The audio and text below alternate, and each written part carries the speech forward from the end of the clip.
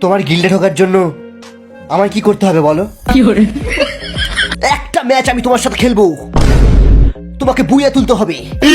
দুটো মেডিকেট আমি তোমাকে দেবো, যতটা কিল আমি করব ততটা কিল তোমাকে করতে হবে। এটা নিয়ে খেলতে হবে, অনলি হেডশট মারতে হবে। অসম্ভব, অসম্ভব। এ কি বলছিস তুই? ওকে এসব পারবে? ওকে পারতেই হবে। শুধু দামি দামি বান্ডেল খুললে এটা প্রমাণ হয় না যে প্রো প্লেয়ার। আর জুয়েল গিল্ডে ঢুকতে হলে আমার চ্যালেঞ্জ অ্যাকসেপ্ট করতে হবে। জিজ্ঞেস করো ওকে পারবে কিনা। আমি সবকিছু পারবো।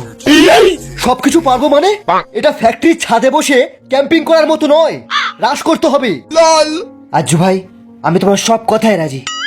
একটা কথা মনে রেখো, যদি হেরে যাও তোমার এমন জায়গায় ল্যান্ডমাইন লাগিয়ে ফাটাবো তুমি আর জীবনেও বাবা হতে পারবে না। মনে থাকবে। আজ্জু ভাই, এই ল্যান্ডমাইনটা তুমি তোমার কাছে যত্ন করে রেখে দাও। যেদিন আমি তোমার দেওয়া চ্যালেঞ্জটা পুরো করব সেদিন এটা আমি তোমার বিচিতে রেখে ফাটাবো। মস্ত প্ল্যানিং। পুরো ৯,৯৯৯ দিনের কষ্টের পর আমি এই ফ্রি ফায়ারের বটটা বানিয়েছি। এবার আমি এর সাথে প্রত্যেকটা ম্যাচ বুইয়া করব। ওর দেখি তুই কি ছিড়তে পারিস। মুভমেন্ট দেখা। Why you always in the mood? Fuck around like I'm brand new. I ain't tryna tell you what to do, but try to. শালা বাংলা খেয়ে হাঁটছিল নাকি?